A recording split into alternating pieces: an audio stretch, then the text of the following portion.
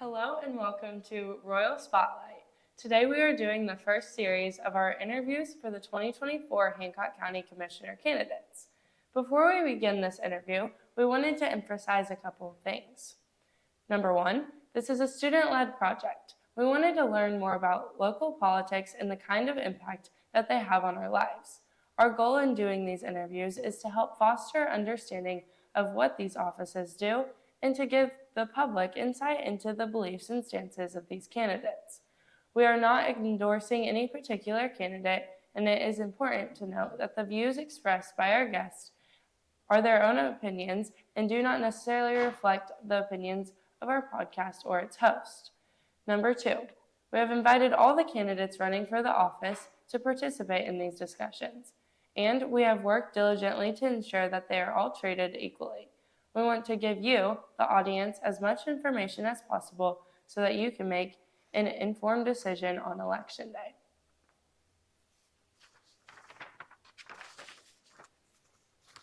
Hi, I'm Emily Grant, and today we are talking with Jeannine Gray. So just tell us a little bit about yourself and who you are. My name's Jeannine Gray, and I'm an Eastern Hancock, proud royal family. For many years, my husband graduated from this high school in 1974, and my boys Keaton and Peyton in 2016 and 2019. So I'm not unfamiliar with the school, and I'm happy to be here with you today.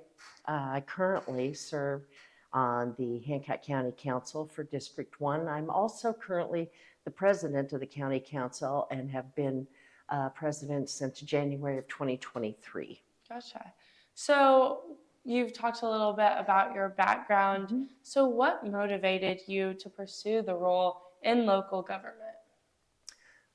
When I moved to Hancock County in 1995, I fell in love with the community, number one. And during my early years here, I served on many boards and commissions, the Boys and Girls Clubs of Hancock County, the Kenneth Butler Memorial Soup Kitchen, the Rotary Club of Greenfield, and just a host of others. But I will tell you, the most significant role in my decision-making was that I was appointed by the town of Shirley, where I live, to serve on the Hancock County Planning Commission, and which is a board of 7, I believe, that are appointed as a liaison to the commissioners to kind of do the prerequisite hearings on different buildings and growth things within the county.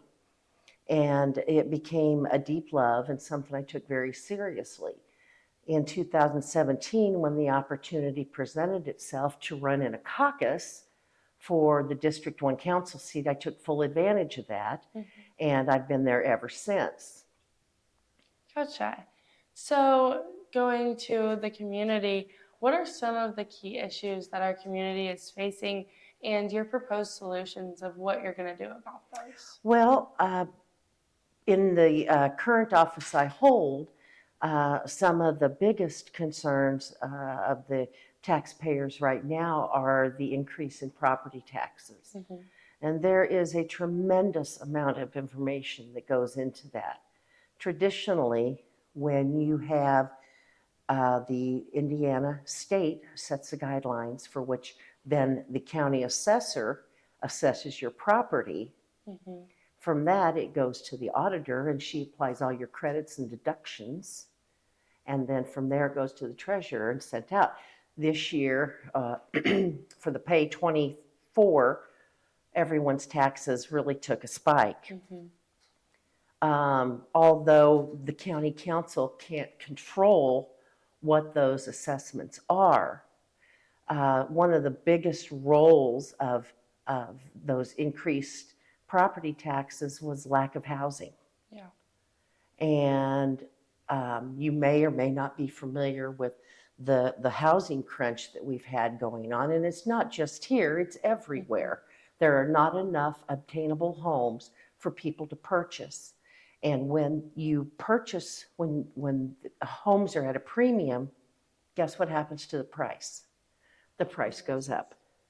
When the price goes up, everybody pays more. your property is assessed at a higher value.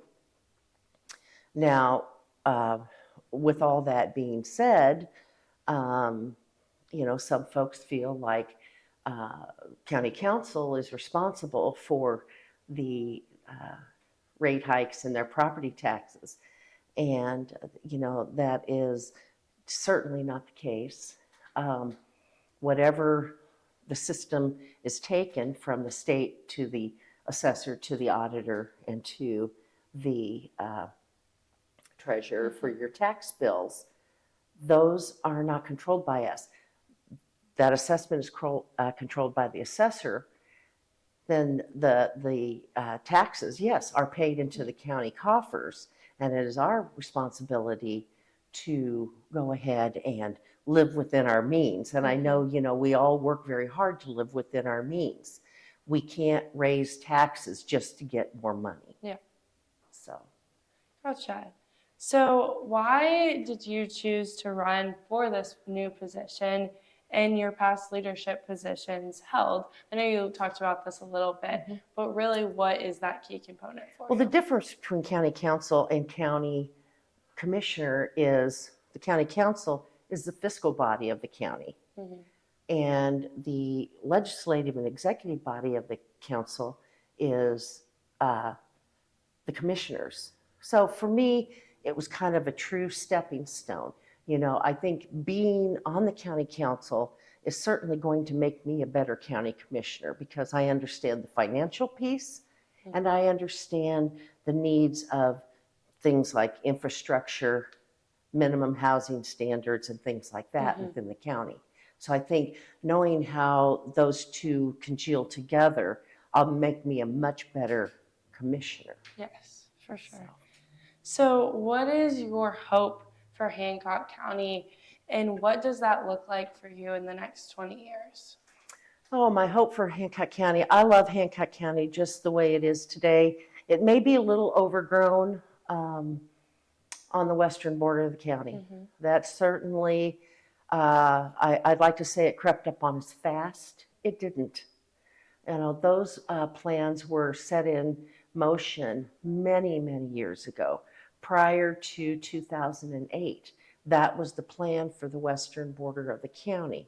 Unfortunately, in 2008, the bottom kind of tanked out of everything, and the builders weren't building, and so it all kind of remained stagnant farm ground.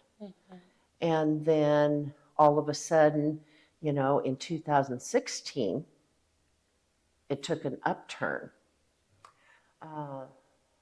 And when you look at all the farm ground that's been transformed out there, I come from a farm family in Nebraska. If your descendants aren't willing to carry on that farming torch, there's really not much for those farmers to do outside of sell their property. And unfortunately, or fortunately for the farmers that wanted to leave that industry, they had those options. In place of our beautiful rural farm ground is a lot of speculative buildings, warehouses, logistics. They don't make anything. They just transport and truck things in and out. People on the western borders aren't happy, and I understand that. Completely, because it has transformed their way of life and their peaceful surroundings. But I think, had we planned our infrastructure and things first and then made the move towards developing, we probably would have been much better off. But at this point, I have no control over that. And only the powers that stood in that office at that time did. So right now we are making the best of it. I think we put a pretty good stopgap on no more speculative buildings, no more tax abatements. Let's let our infrastructure, our public safety, all catch up to what they need to be successful on the western borders of the county. out here on the east. I mean, I think we're going to see this for decades. It will remain as it is, as we see it today. True farm families with generations of farmers to come up. We don't have a high expectation. We know that if we need to go somewhere, we're within driving distance to get there. So, it's an entirely different scenario. But the folks on the western borders of the counties had that at one time too. And, they are not happy. So you really have to be able to, not only in elected office, you have to be, can't be weak at heart. You must be able to congeal a vision. You have to be able to sit back and listen. Those are some of the most important things of governing, and it is not easy. No. So what is your vision for the county? My vision for the county, I would like to see more amenities, more of that quality of place, quality of life. We are on the right track. We've got beautiful walking trails. We've got beautiful parks. County is looking at a parks program as well, not just outside of the city of Greenfield, would have their own park system. So that is in the works. Just a peaceful form of lifestyle that we've all come to love out here. Yeah. So how does local government manage the growth of the population and the factors that must be considered with all of that growth, especially because Hancock County is growing more significantly in the last few years? Hancock County is the fastest growing county in the state of Indiana. And it is not easy to keep up, and it's very expensive to keep up. People are moving here at a rapid pace. From one census to the other, I think it grew from, I think it was 54,000 to maybe 80-some thousand. And with that, not always does the income come along with that as far as the revenues that take to manhandle all that growth within the county. Some drains that can be very expensive if we're not prepared are public safety, police, fire, E911, EMS, and infrastructure, the roads. Roads, sewer, water, those things become very, very, very expensive to maintain. And we work hard to get that balance. Yeah. And it's not easily achievable. So they say that the wheels of government turn slowly, and they do. And that's because we are good stewards of our money, and we want to make the right decision. Yeah, for sure. So how are some of the industry and warehouse jobs? I know with the growth in our community that there is an increase in job growth that you have to put into effect. So what does that look like with the amount of warehouses that are coming in? Well, the unfortunate part of that is that those logistics jobs and warehouse jobs are typically a lower paying job.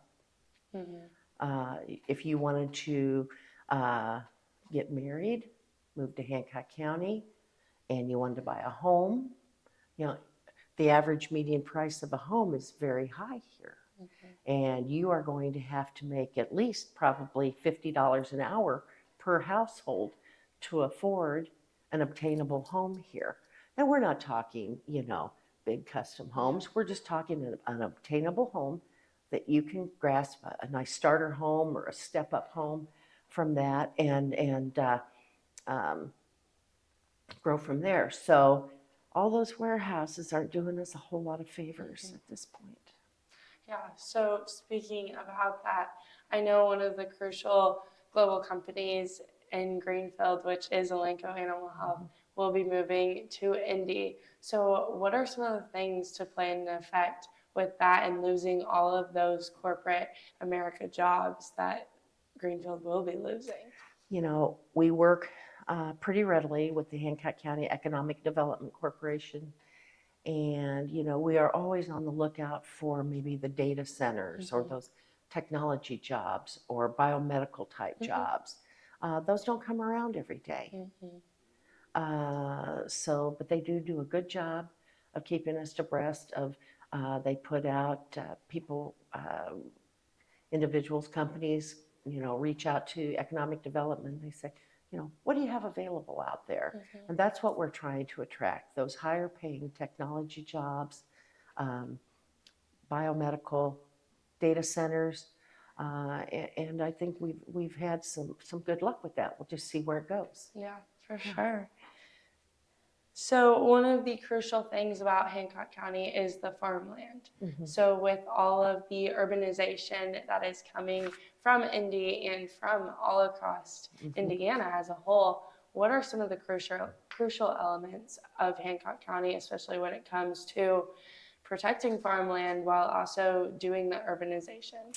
Well, I think you have to be very cautious of, of your constituents Mm-hmm. and those people that are out here that are the farmers, like my family. Mm-hmm. They're not here, they're in Nebraska, but nonetheless. And you have to keep in mind what their goals and desires are, along with those, the urbanites that would like to see the growth. It is a very hard tightrope to walk to make sure that everyone is secure in their decision to be a resident of Hancock County. Yeah. So I don't know if that answered your question, but honestly, it's a balancing act. Yeah, it's And entirely, time will tell. exactly. Sure. And that's where I always say, engage in your county government. This is where it's happening. For us locally, it happens right here. And, I'd like to think that I'm a really good listener. I am a woman of very few words, but I will listen to every word you say, and I'll lock that in the vault until I need it. So. Yeah. So what is the difference in the power between the position that you currently hold and the position you're running for? The difference is the council is the fiscal body.